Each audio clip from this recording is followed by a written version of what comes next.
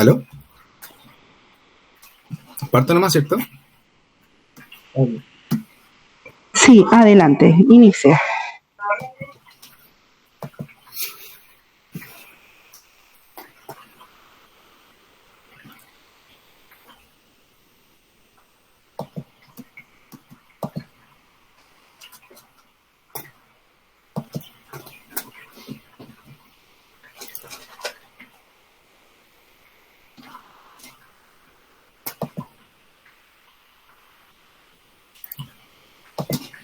¿Cómo puedo compartir el PPT?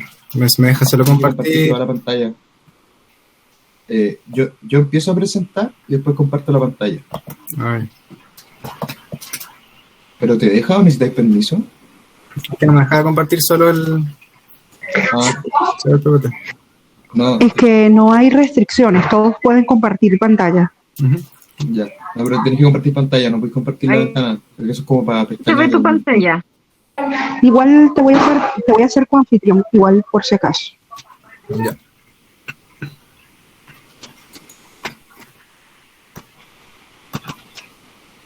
¿Se ve el PPT, cierto? Sí, se allí ve. se ve, pero se ve, al menos yo lo veo pequeño. ¿Sí? ¿Y ahora? ¿Se mueve la depo? Sí, ahora sí. Sí, ahora sí.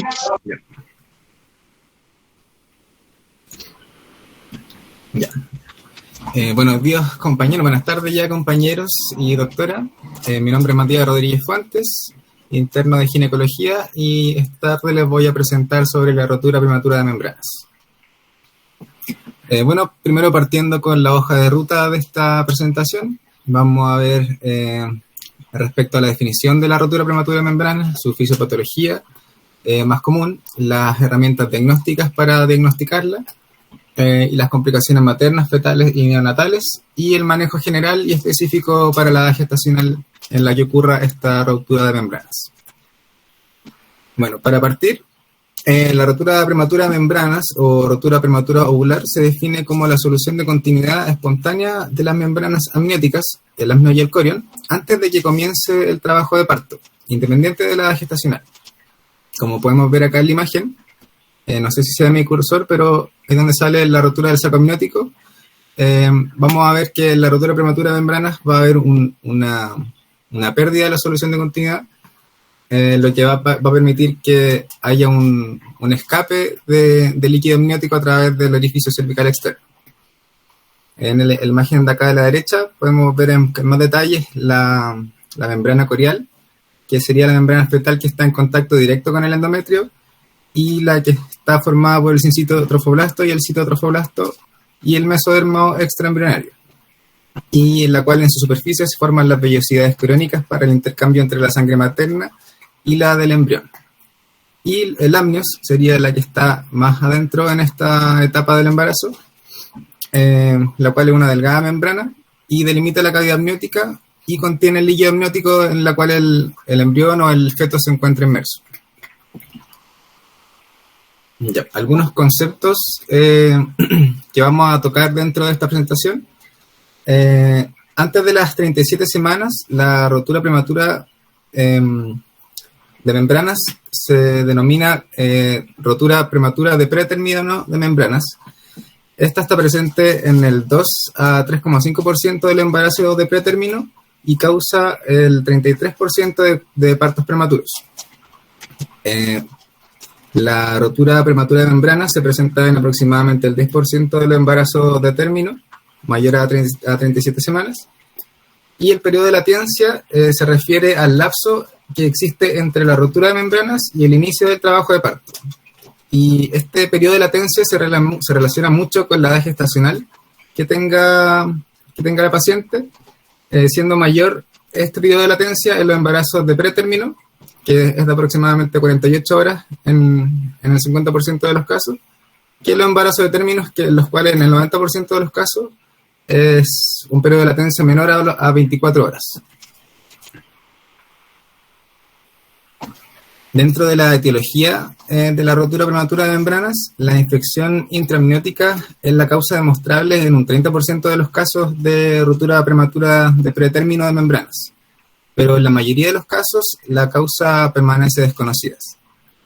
Sin embargo, tenemos distintos factores de riesgo asociados a la etiología de la rotura prematura de membranas, de las cuales tenemos el antecedente de una rotura previa, la infección intrauterina principalmente en prematuros, la metrorragia del segundo y tercer trimestre, el antecedente también de parto prematuro, el tabaquismo crónico, ya que este se asocia a estrés oxidativo, enfermedades del tejido conectivo, intervenciones como la conización, el cerclaje, enfermedades como el EPOC, la sobredistensión uterina, ya que se pueden generar zonas de debilidad, y finalmente una rotura de membranas, en el caso de un polihidroamnios o en embarazo múltiple, y como causas iatrogénicas, secundaria a procedimientos como la amniocentesis o la cortocentesis, y en los embarazos que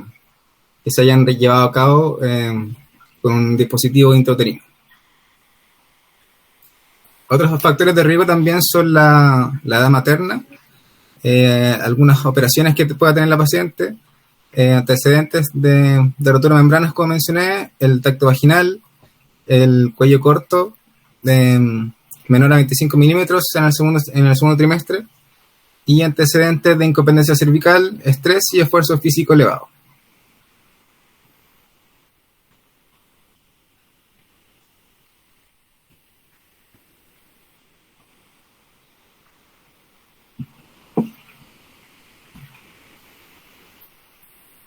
Ahí quedó pegado el computador y ahora sí. Dentro de la fisiopatología de la rotura prematura de membranas, como mencioné, la infección intraamniótica es la causa más probable de causa que puede causar la rotura prematura de membranas. De esta manera, la infección intraamniótica se describe como una infección ascendente que genera inflamación, distensión uterina, estrés y un posible sangrado. Esta infección va a promover una activación de respuesta inflamatoria, y el feto va a montar una respuesta inflamatoria sistémica, el FIRS, y en respuesta de los gérmenes y esta misma respuesta inflamatoria va a ser la que genere elevados niveles de citoquinas proinflamatorias en la sangre y el cerebro fetal, las que a su vez estimularán la producción de prostaglandinas, tromboxanos y leucotrienos, promoviendo el trabajo de parto prematuro. A su vez, esta activación de respuesta inflamatoria va a generar la activación de metaloproteinasas y elastasas, las que al estar activadas, producto de esta respuesta inflamatoria fetal, pueden llevar a la rotura misma de las membranas, produciendo senescencia y daño celular, por ende debilidad de las membranas y finalmente la rotura en sí. Dentro de la clínica de la rotura prematura de membranas, el síntoma clásico de presentación es la pérdida de líquido claro con olor a cloro. Este olor está clásicamente descrito, pero la literatura dice que rara vez la paciente lo llega a referir como tal. Por lo general, este es un líquido abundante que escurre por los genitales y no se logra contener. En nuestra consulta, por ejemplo, al evaluar este signo, podemos preguntarle a la paciente si es que haya anotado algún flujo vaginal que le haya llamado la atención y la extensión que tiene este. Si es que empapa, por ejemplo, el calzón, y si es que empapa, por ejemplo, solamente la zona de la vulva, o simplemente empapa todo hasta el recto, los pantalones, todo.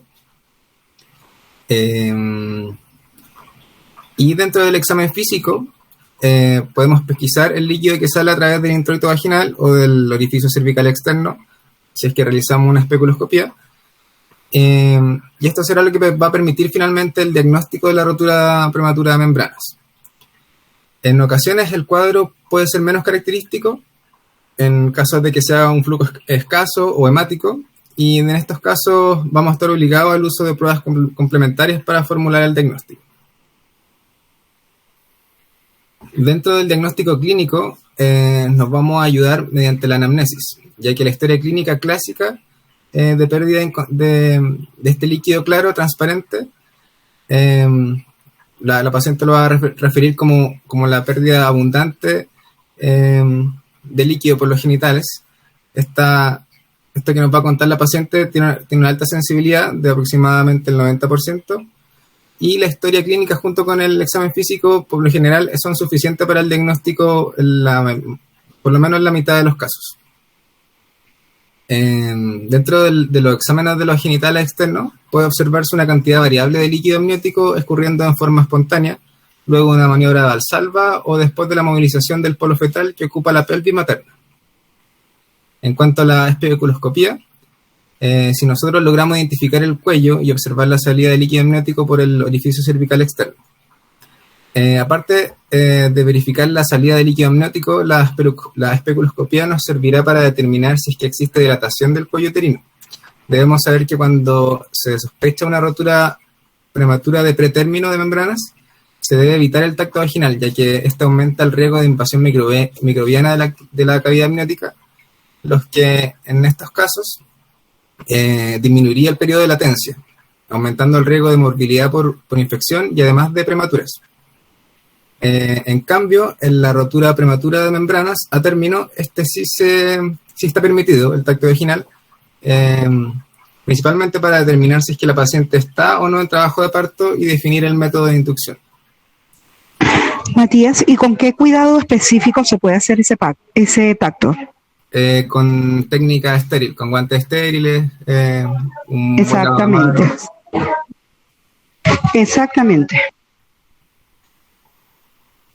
Bueno, dentro de las pruebas complementarias, en caso de que tengamos la sospecha de una rotura prematura de membranas, hay test adicionales que se pueden utilizar.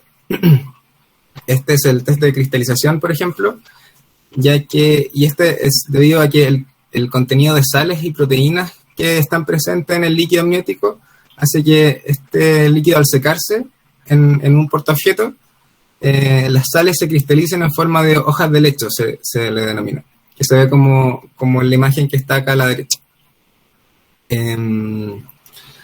Y la toma de muestra, por lo general, si no me equivoco siempre, se toma desde el fondo de saco, la toma de muestra del líquido amniótico. Otro test bastante disponible es el test de nitracina, el cual mide el pH del líquido amniótico y se basa en el viraje de color amarillo a azul que sufre una cinta reactiva de nitracina cuando es expuesta a este pH. Ya que debido a que el pH vaginal es habitualmente ácido y el del líquido amniótico es más alcalino, es bastante confiable este tipo de diagnóstico. Como mencioné, se obtiene una muestra del fondo de saco vaginal y si es líquido amniótico, la cinta virará a color azul. La sensibilidad de este test es cercana al 90% y sus falsos positivos pueden alcanzar el 20%. Los falsos positivos por lo general se deben a gel del ultrasonido, por ejemplo, a la sangre, a leucorrea en caso de algún diagnóstico diferencial de algún fluido vaginal extraño. Puede ser semen, orina también, o algún antiséptico alcalino que se haya aplicado a la paciente. Otro método diagnóstico sería el ultrasonido. En caso de historia clínica sugerente, cuando no tengamos signos claros al examen físico, puede detectarse un oligohidroamnios, habiendo descartado obviamente previamente alguna restricción del crecimiento fetal o malformaciones del tracto urinario del feto como una causa secundaria del oligohidroamnios. Y también existen estas pruebas de detección de alfa-microglobulina 1 placentaria. Se hace mediante una tórula, el Amniture se llama.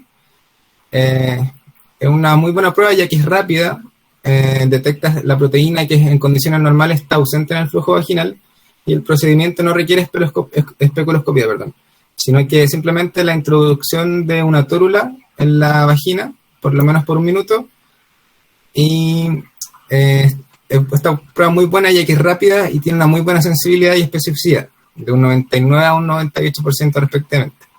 y lo bueno es que también es independiente de la edad gestacional. Otra prueba puede ser la detección de proteína de unión al factor de crecimiento similar a insulina tipo 1, el actin-prom. Esta es también una prueba rápida y específica para una proteína que está solo presente en el líquido amniótico también. La toma de muestra es similar a la anterior y la sensibilidad es un poco más baja, de un 97% de sensibilidad y una especificidad del 90%. Otras pruebas un poco más raras, según yo, son la detección de células naranjas, en la cual se toma una gota de líquido amniótico obtenida desde el fondo del saco y se le aplica una gota de azul de Nilo. Y esta muestra en el portaobjeto se lleva al microscopio y permite observar células descamadas de la piel fetal, las que se tiñen de color naranja. Sin embargo, no se recomienda su utilización para el diagnóstico de la rotura prematura de membranas antes de las 37 semanas. Y por último, la prueba de inyección de colorantes vitales. Esta se hace mediante una instilación de colorantes mediante amniocentesis y se observa la salida del flujo del color del colorante. Y se le suele pedir a la paciente que, por ejemplo, camine usando una toallita higiénica, y de esta manera nosotros podemos después revisar si es que hubo una salida de fluido del color del colorante que introducimos mediante la amniocentesis. Como esta técnica es invasiva, raramente es usada. Bueno, acá están las pruebas que le mencioné, el Lamniture y el actin-prom, que la verdad desconozco la disponibilidad que tengan en centros de baja complejidad, por ejemplo. No, en centros de baja complejidad. El test de cristalización es el que habitualmente se dispone. Es fácil de realizar. Bueno, dentro de las complicaciones que podemos pesquisar luego de una rotura prematura de membranas, son la prematurez, por ejemplo, y todas las consecuencias que tenga esta. Por ejemplo, las que mencionaba mi compañero Antolín, la enterocolitis necrotizante, la sepsis neonatal, síndrome de distrés respiratorio y hemorragia intracraniana. La infección perinatal también es una complicación, tanto materna como fetal, principalmente por micoplasma y uroplasma. La compresión o prosidencia del cordón umbilical debido a la pérdida de líquido amniótico, el desprendimiento prematuro de placenta normoinserta y un alto riesgo de hipoplasia pulmonar, sobre todo en las roturas de pretérmino de membranas inferior a las 24 semanas, ya que, como sabemos, la presencia constante de líquido amniótico en la cavidad amniótica promueve el desarrollo pulmonar durante la gestación. Los riesgos en relación a la rotura prematura de membranas se relacionan principalmente con la infección materna y fetal y la prematurez, comprendiendo que a menor edad gestacional de ocurrencia de la rotura prematura de membranas, mayores serán las complicaciones. Bueno, partamos primero con las complicaciones en cuanto a parto prematuro. Esta es la principal o una de las principales, junto con la infección, complicación de la rotura prematura de membranas. El periodo de latencia, como mencioné, es el tiempo entre la rotura de membranas y el parto. Es inversamente proporcional a la edad gestacional en la que ocurre la rotura, concentrándose en las patologías de mayor gravedad como ducto arterioso persistente, síndrome de distrés respiratorio, hemorragia intracraneal, sepsis neonatal, la enterocolitis necrotizante, osteopenia del prematuro, fibroplasia retrodental, displasia broncopulmonar o morbilidad neurológica en los casos de prematuros extremos. Y se denomina rotura prematura de pretérmino de membranas previable, a aquella que ocurre antes de las 23 y 24 semanas. Cuando esto sucede, si la rotura de pretérmino de membranas se produce antes de las 23 a 24 semanas, se asocia a malformaciones plásticas y anomalías por compresión, pudiendo derivar, por ejemplo, en un síndrome de Potter, el cual se caracteriza por hipoplasia pulmonar, deformidad de las extremidades y alteración de la anatomía de la cara. el que se presenta aproximadamente en el 50% de los recién nacidos con rotura de pretérmino de membranas, inferior a las 19 semanas. En estos casos, la sobrevida perinatal solo es posible si es que se logra la prolongación del embarazo, variando entre un 2 a un 54% de sobrevida, siendo más alta mientras mayor es la edad gestacional en la que ocurre la rotura de pretérmino de membranas. Y acá podemos ver en las imágenes que están acá abajo algunas alteraciones en la anatomía del síndrome de Potter. Por ejemplo, estas extremidades que se ven deformes producto de la compresión que tuvo el bebé dentro de la cavidad amniótica con una cantidad de líquido disminuido, y la hipoplasia pulmonar, acá en la radiografía.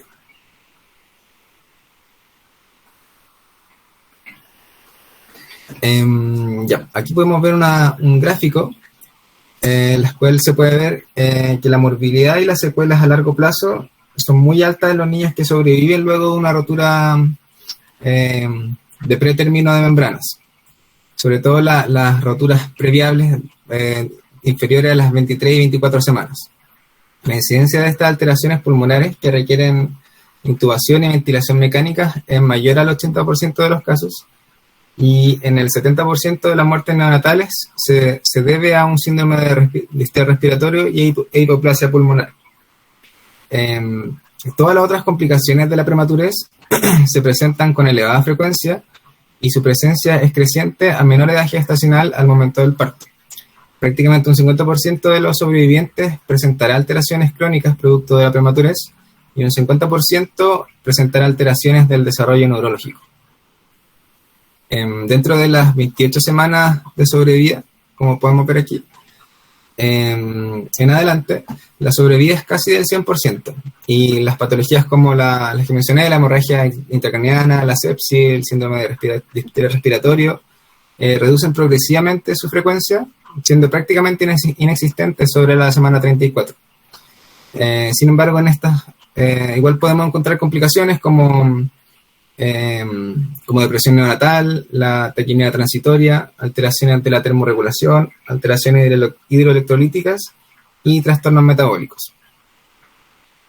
En estos casos, frente a la asociación de rotura prematura de pretérmino de membranas y el parto prematuro, la ausencia de oligodihidroamnios y una mayor latencia del parto por lo general se asocian a un mejor pronóstico.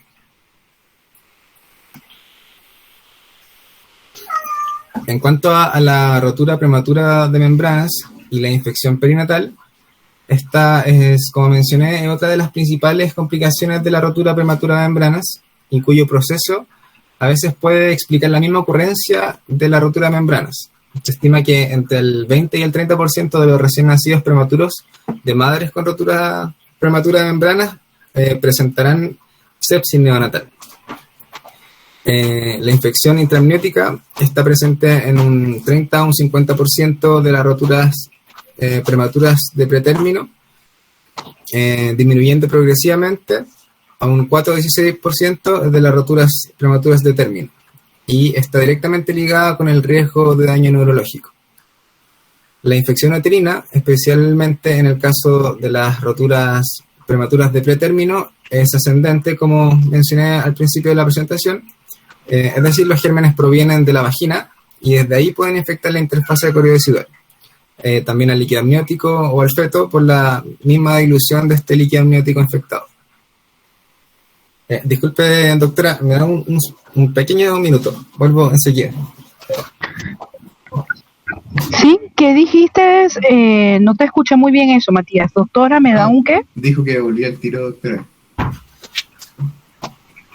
Ya, ahora sí, lo siento, doctora, es que mi gato, estoy acá encerrado en la pieza y está mi gato conmigo y está hinchando. Tranquilo, tranquilo. Ya, seguimos. Va todo muy bien, así que adelante. Gracias. Bueno, seguimos entonces las complicaciones de la rotura prematura y en cuanto a la infección perinatal. Las consecuencias perinatales que podemos encontrar en la rotura prematura de membranas son la depresión neonatal, la encefalopatía, el distrés intraparto, la prematurez y la muerte fetal o neonatal.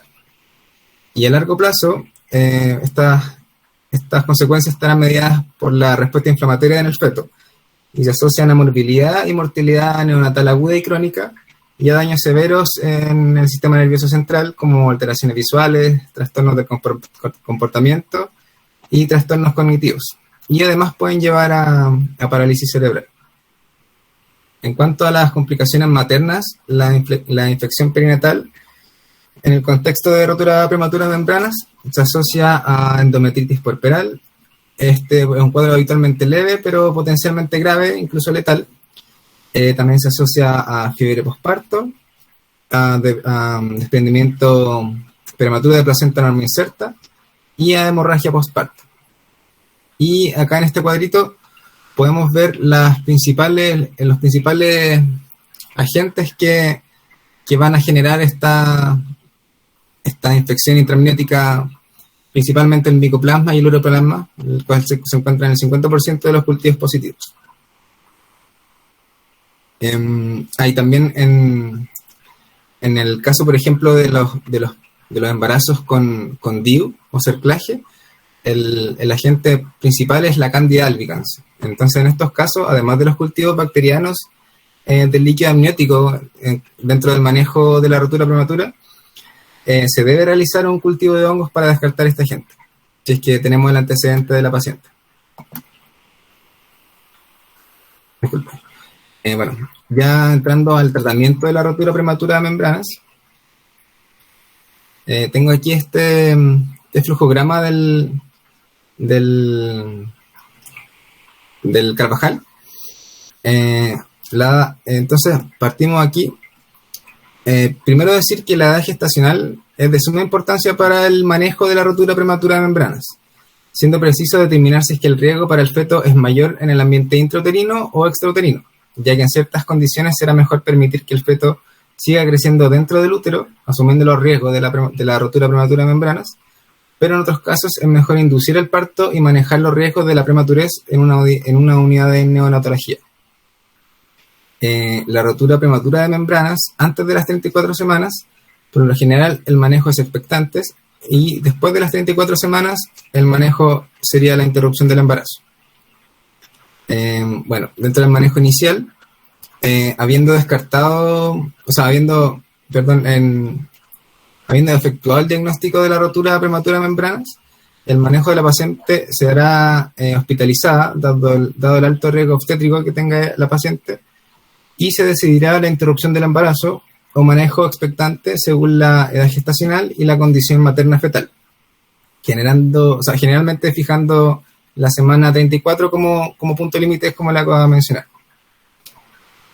Entonces, tenemos la historia sugerente de rotura prematura de membranas, con un examen físico sugerente, el test de cristalización, la evaluación del líquido amniótico por la eco, y, bueno, por un lado podemos descartar la rotura. Siempre tenemos que hacer un registro basal y para determinar si es que existe realmente un bienestar materno-fetal antes de dar de alta a la paciente, obviamente. En el caso de que se confirme la rotura prematura de membrana, al ingreso se hará un registro basal no estresante y una ecografía para estimar el volumen de líquido amniótico y el peso fetal. Y se valorará la condición materna, recabando información respecto al estado materno actual, los antecedentes mórbidos, antecedentes de gestación y signos y síntomas de infección. Por ende, se realizarán exámenes de laboratorio como hemograma, VHS, PCR, urocultivo, cultivos cervicovaginales y hemocultivos en caso de fiebre y compromiso de estado general. También vamos a observar en el hemograma una leucocitosis. Si se demuestra bienestar fetal y la edad gestacional es menor a las 34 semanas, el manejo expectante es posible. Hay que tener claro y no olvidarse que en caso de presencia de enfermedad materna grave, puede favorecer la interrupción del embarazo más que el manejo expectante pese a la edad gestacional. Por ejemplo, en caso en que la mamá presente preeclampsia severa o desprendimiento de placenta no inserta o enfermedades coronarias como una insuficiencia cardíaca, por ejemplo. La invasión microbiana de la cavidad amniótica puede ser asintomática o manifestarse por leves síntomas en la madre o una leucocitosis sin otro signo o síntoma. En casos de dudas, será necesaria la amniocentesis para estudiar el líquido amniótico y considerar la antibioterapia. Como parte del manejo general, se debe realizar un diagnóstico de trabajo de parto, ya que muchas mujeres con ruptura prematura de membranas iniciarán prontamente el trabajo de parto, de modo que al momento de consultar es imprescindible evaluar esta posibilidad. Debe omitirse el tacto vaginal en caso de rupturas prematuras de pretérmino, pues se asocia a mayor riesgo de infección y menor tiempo de latencia del parto. La evaluación del cuello uterino será mediante entonces por la especuloscopía. Pero obviamente si es que la paciente presenta contracciones uterinas intensas y dolorosas o sensación de pujo sugerentes a un trabajo de parto avanzado, será necesario hacer un tacto vaginal usando guantes estériles. El trabajo de parto en la rotura prematura de membranas se considera como un mecanismo de defensa del parto, por lo que no se debe intentar detener el parto. Es decir, en la rotura prematura de pretérmino está contraindicada el uso de tocolíticos. Entonces, si es que tenemos un feto con una rotura prematura de membranas bajo las 34 semanas y evaluamos que existe bienestar materno y fetal y la amniocentesis descarta la infección o inflamación, si es que este feto tiene menor a 24 semanas, se hará un manejo expectante con la antibioterapia correspondiente. Si es que este feto se encuentra entre las 24 y las 34 semanas, será un manejo más o menos similar, solamente que en este caso, como el feto ya está más prontamente a nacer y necesita una maduración pulmonar pronta, se le asocian corticoides. Y en caso de que, en este mismo caso, pero que no se haya descartado la infección, la interrupción del embarazo o la cesárea serán las medidas a seguir. Al igual que si es que no se presentará quizás una amniocentesis positiva, pero esté sobre las 34 semanas, aquí también se elegirá la interrupción del embarazo. Y antibioterapia en caso de que la paciente sea portadora de estreptococo del grupo B.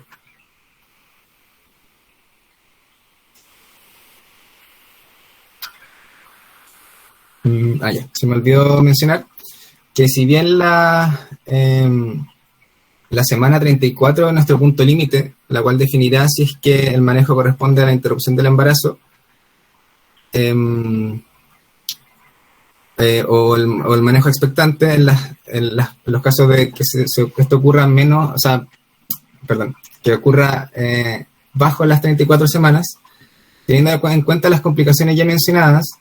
Hay información que ha puesto en duda esta conducta habitual, ya que se ha demostrado que el manejo expectante en casos de rotura prematura de pretérmino entre las 34 y las 36 más 6 semanas tuvieron menor tasa de síndrome de distrés respiratorio, menor uso de ventilación mecánica y menor estadía en UCI neonatal, comparados en ellas que se interrumpió el embarazo al alcanzar las 34 semanas por regla. Sin embargo, no hay evidencia aún tan clara respecto a esto, por lo cual si es que uno quiere mantener un manejo expectante sobre las 34 semanas, debe ser mandatorio descartar la infección o la inflamación mediante la amniocentesis, ya que si es que esta se presenta, no podríamos realizar este manejo expectante y debería ser mandatorio también la inducción del parto. Entonces, Matías, ¿y ese paper no lo trajiste? Al final tengo... ¿No lo colocaste en la...? Sí, Ok, ok. al final tengo Sí, algo que mencionar al respecto.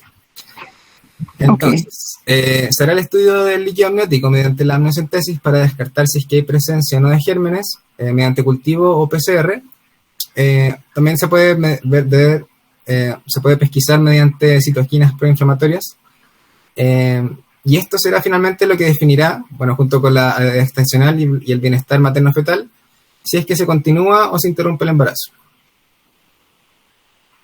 Entonces hay que tener claro que tengamos una amniocentesis negativa y que la edad gestacional y el bienestar materno-fetal nos permitan tanto mantener un manejo expectante o realizar una inducción del embarazo. En cuanto al manejo según la edad gestacional, al momento de la rotura prematura de membranas, para término de manejo vamos a evaluar las condiciones y riesgos materno-fetales considerando la edad gestacional. Por lo tanto, vamos a dividir estas membranas rotas en la rotura de membranas previable, que es menor a las 24 semanas, la rotura prematura de membranas de pretérmino precoz, entre las 24 y las 34 semanas, las de pretérmino tardío, de las 34 a las 36 más 6 semanas, y las roturas prematuras de membranas de término mayor a las 37 semanas. La rotura prematura de pretérmino de membranas se le denomina previable y se refiere a la que acontece antes del límite de la viabilidad neonatal establecida, la que por lo general se hace antes de las 23 y las 24 semanas, como límite de viabilidad. Si bien la pérdida del embarazo es muy frecuente en estos casos, la sobrevida puede variar entre un 2 a un 54%. Las complicaciones más comunes son la coromionitis, la hipoplasia pulmonar y deformidades secundarias al oligohidroamnios, además de desprendimiento de placenta reminiscenta, malformaciones y óbito fetal. El manejo en estos casos va a ser con la paciente hospitalizada, dado el alto riesgo de complicaciones maternas y fetales. Solo en casos seleccionados, y acá no sé si estoy muy bien, doctora, pero siempre que no exista sospecha de coriomnionitis clínica, ni pérdida del bienestar fetal, ni sospecha de desprendimiento de placenta, en las gestaciones menores a las 20 semanas, puede autorizarse el manejo ambulatorio de las pacientes, no necesariamente hospitalizadas, siempre y cuando no presente alguna infección y no presente pérdida del bienestar materno-fetal.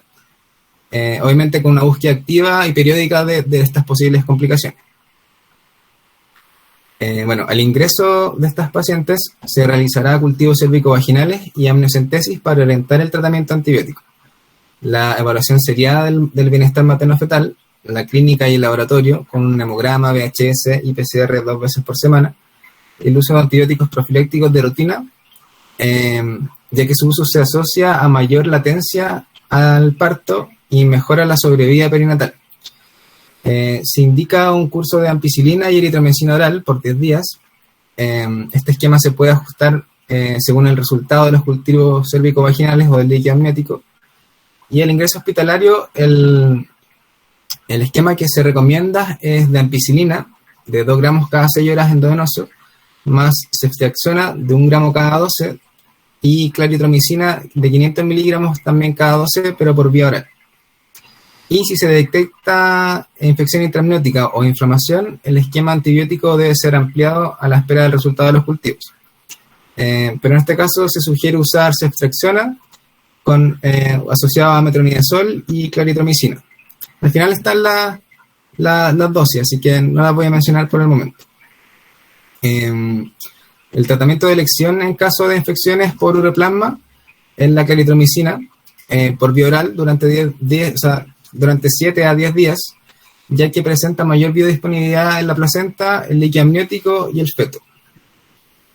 Y como mencioné previamente, no se recomienda el uso de tocolíticos ni de corticoides, ya que los corticoides serán administrados cuando se alcance la viabilidad y se anticipe que se producirá el trabajo de parto.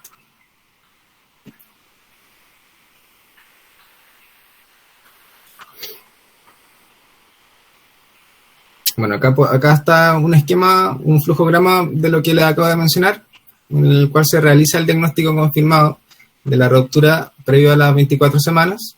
Se va a hospitalizar a la paciente, vamos a descartar una coriamnionitis, un aborto en evolución, vamos a realizar todas estas pruebas de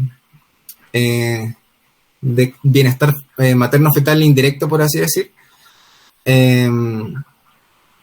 Y vamos a mantener, si es que existe bienestar materno-fetal, vamos a mantener hospitalizada a la paciente hasta el parto. Vamos a ejercer amniocentesis de rutina, reposo en cama, ocultación diaria de latidos cardiofetales, antibióticos profilácticos, como mencioné, una ecografía obstétrica cada 2 semanas, hemograma, PCR bisemanal y, como mencioné, no usar los tocolíticos ni los corticoides.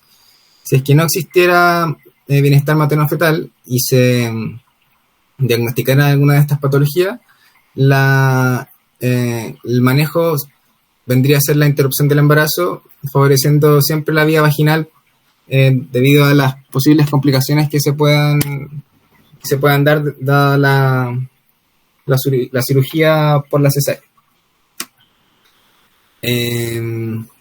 Y al alcanzar las 24 semanas, el manejo será según el esquema que vamos a mencionar a continuación. Bueno, el manejo de la ruptura prematura de membranas entre las 24 y las 34 semanas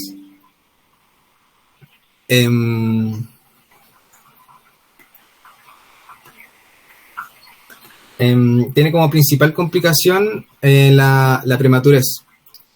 Si bien a esta edad el recién nacido puede sobrevivir, muchos de ellos no lo hacen y los sobrevivientes pueden tener graves secuelas. Las secuelas, las secuelas que podamos encontrar van a ir disminuyendo su frecuencia, así como aumenta la edad gestacional. Como mencioné, la existencia de ruptura prematura de membranas aumenta el riesgo de infección intrauterina, comprometiendo el bienestar fetal y la vida del feto. Sin embargo, el riesgo a esta edad gestacional es mucho menor dentro del útero que fuera de él, por lo que se prefiere un manejo expectante. Este manejo expectante se hace en conjunto con antibioterapia. Este tipo de terapias es de uso rutinario en estos casos, ya que se ha estudiado que prolonga el periodo de latencia y disminuye el riesgo de coriamnionitis, de sepsis neonatal, de hemorragia intracraniana y la necesidad de uso de surfactante y requerimientos de oxígeno posteriormente. El manejo se hará con la paciente hospitalizada también. Se realizará una evaluación clínica, efectuando periódicamente un examen físico y evaluar los signos vitales en búsqueda de taquicardia materna, aumento de la temperatura, contracciones uterinas u otros signos sugerentes de coriamnionitis como taquicardia fetal, flujo vaginal de mal olor y leucocitosis. Los latidos cardíacos también deberán ajustarse rutinariamente entre 2 a 3 veces al día. La amniocentesis se realizará al momento del ingreso y se efectuará para evaluar la presencia de gérmenes y o de infección, y vamos a realizar una prueba de cultivo de PCR del líquido amniótico. Pero a la espera de estos resultados de cultivo se recomienda efectuar un estudio citoquímico de parámetros inflamatorios como de glucosa, recuento de leucocitos y de LDH del líquido amniótico. La presencia de inflamación puede estudiarse también midiendo la interleuquina 6 presente en el líquido amniótico. Si por dificultad de técnica no se logra efectuar la amniocentesis, se tratará de todas maneras como infección. Los cultivos cérvico-vaginales al ingreso para orientar el manejo antibiótico pueden repetirse cada 2 semanas, aunque no existe suficiente evidencia para hacer esto como una conducta rutinaria.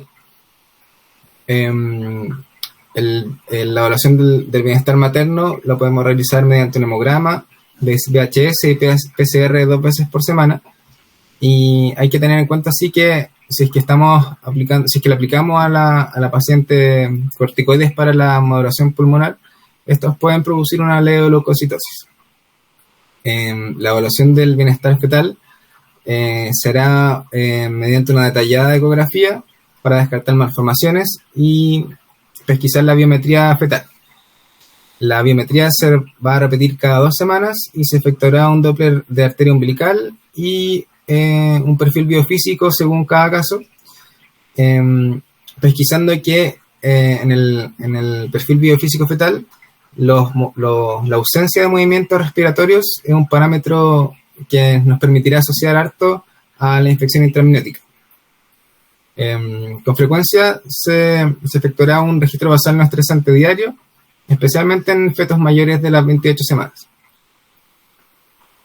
Los corticoides se indicarán al momento del ingreso para la inducción de la madurez pulmonar y se repetirán según necesidad, evitando la repetición semanal si es que no existe inminencia de la interrupción del embarazo.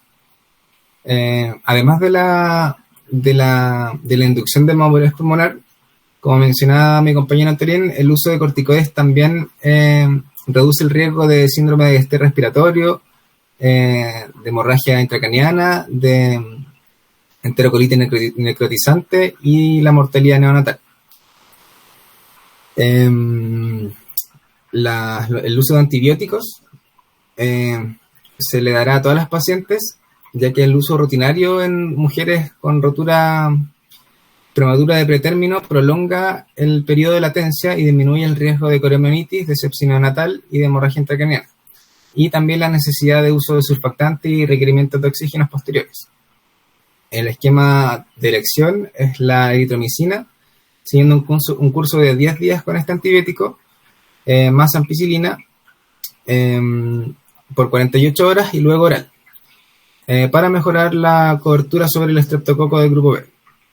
Otra alternativa que se ha demostrado que tiene la misma eficacia es con acitromicina más ampicilina por 48 horas seguidos por amoxicilina hasta completar un lapso de 7 días.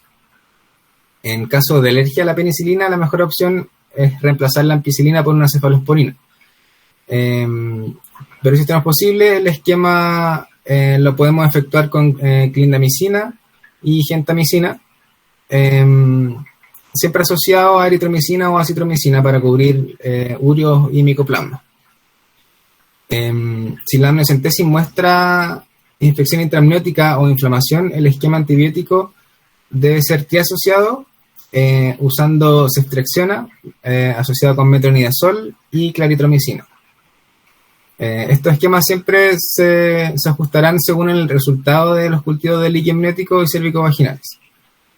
En casos de infección intraamniótica o inflamación, la amniocentesis debe repetirse al término del tratamiento y el manejo de la paciente debe ser reevaluado según los resultados de esta nueva evaluación. Siempre recordar que hay que evitar el tacto vaginal a menos que sea estrictamente necesario. Por ejemplo, si se sospecha de la paciente en trabajo de parto.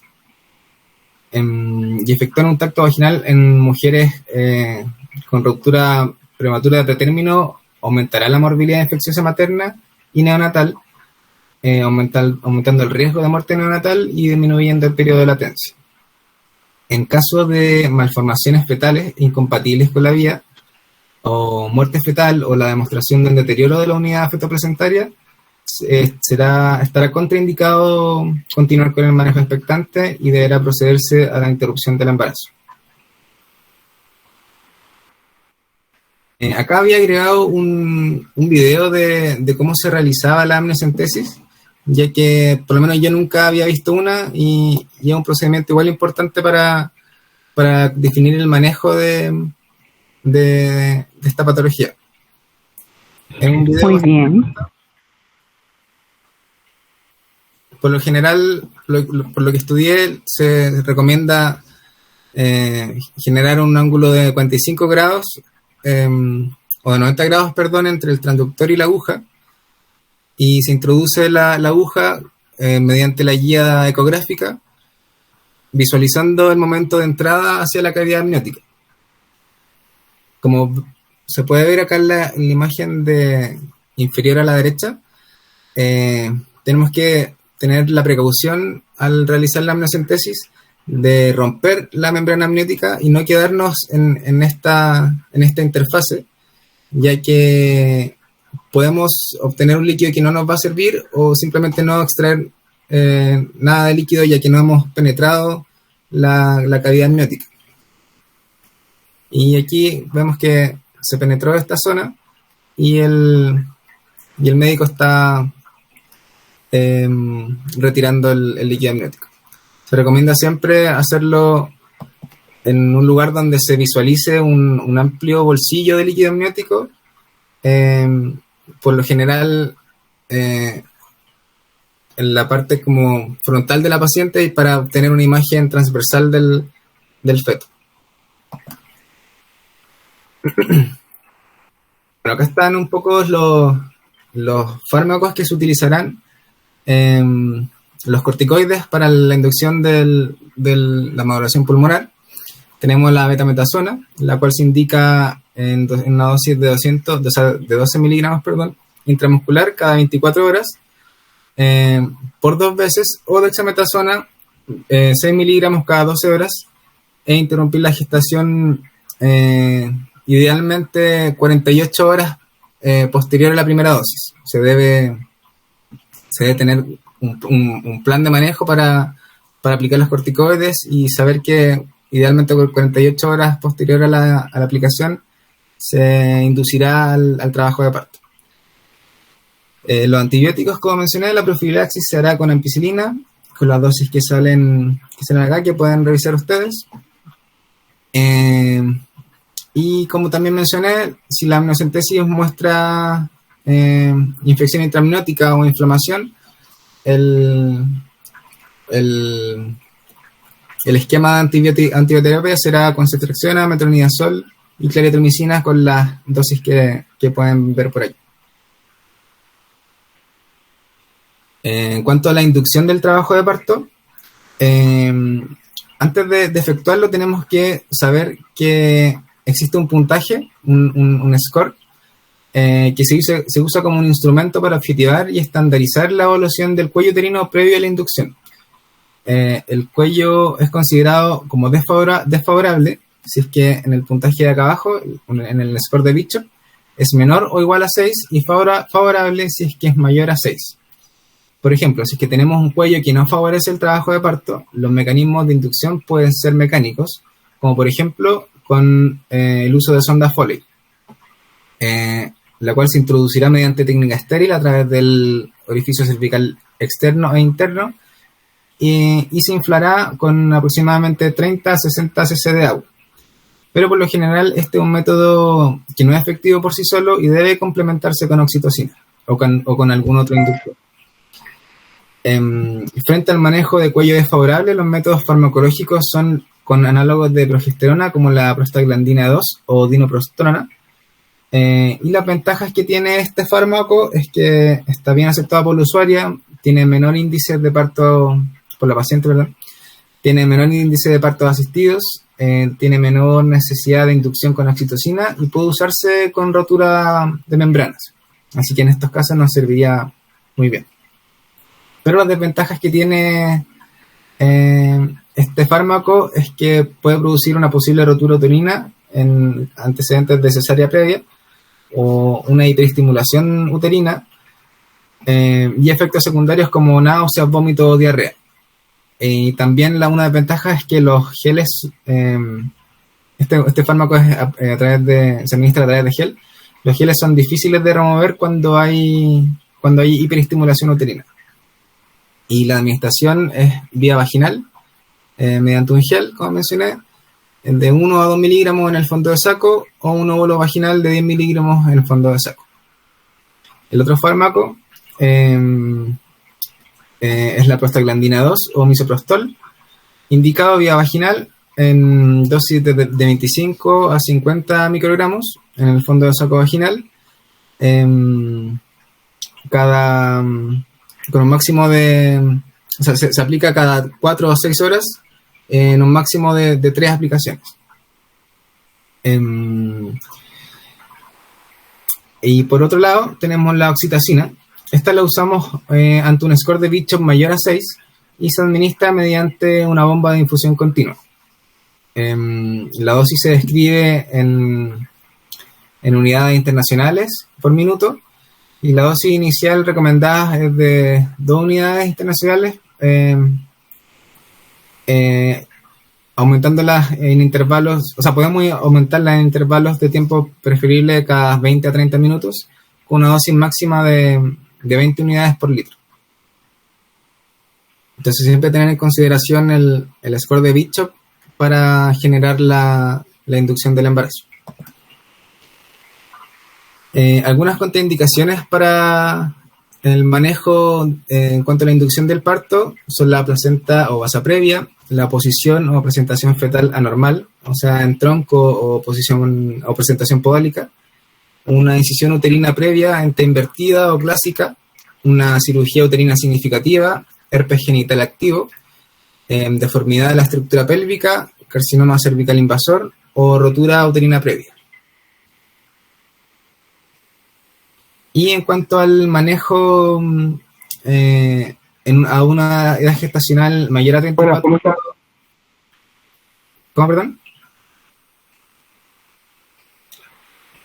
En ruptura prematura de membranas a una edad gestacional mayor a 34 semanas, se recomienda que en estas gestantes con rotura prematuras a término, la finalización de la gestación se haga de forma inmediata, o sea, el ingreso, o en las siguientes 24 horas, ya que se asocia a un menor riesgo de coremnionitis y endometritis.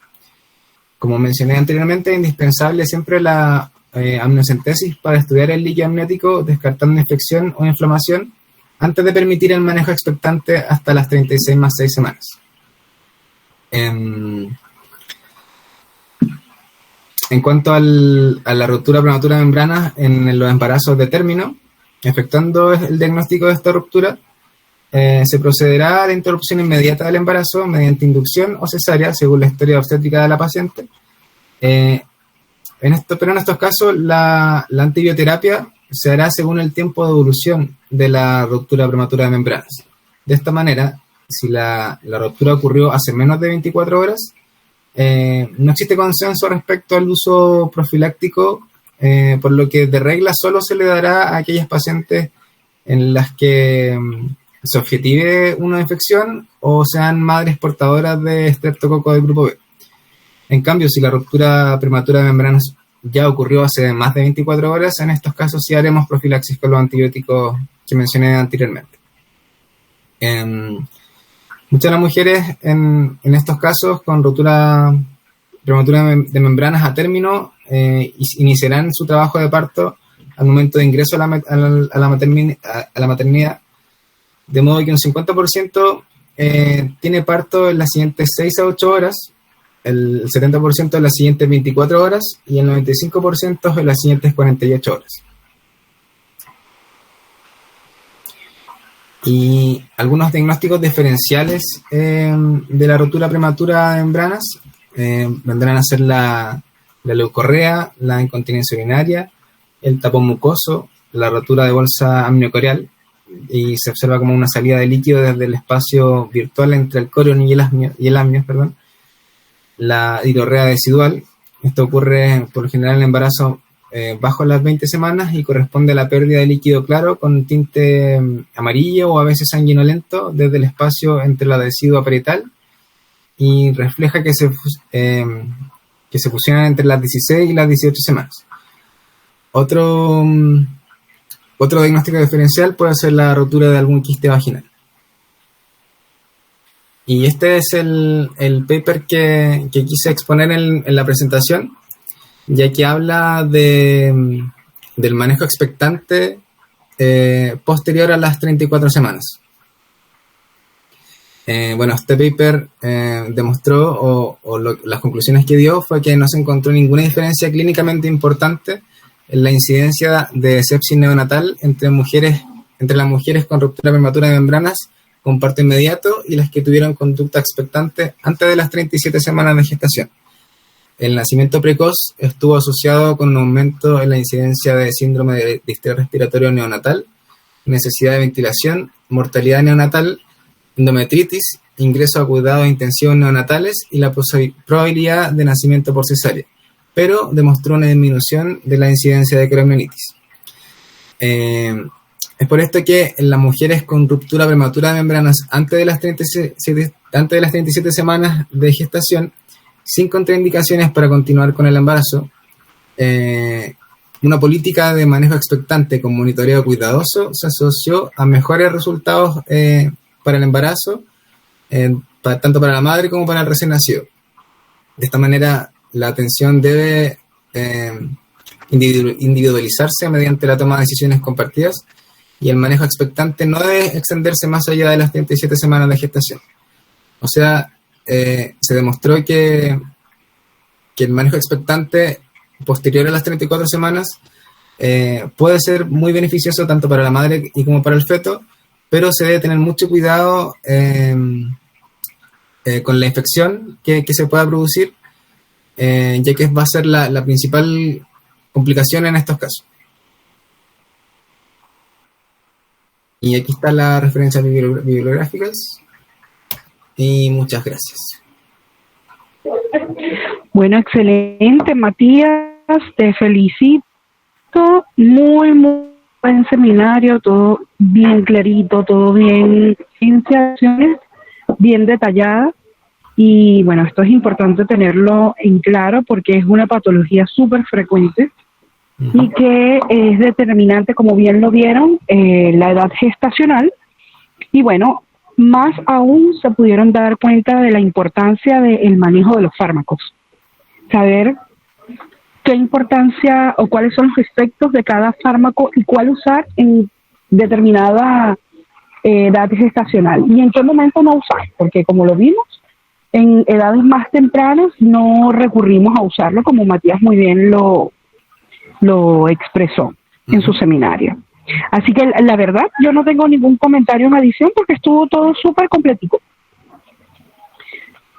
Genial, gracias, doctora.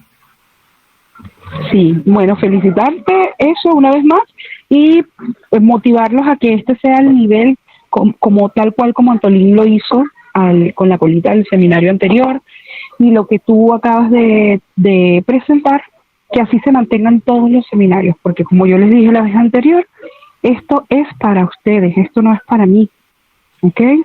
En la medida que más se desglosen y más se analicen los temas, más herramientas van a tener ustedes para trabajar cuando lleguen al hospital.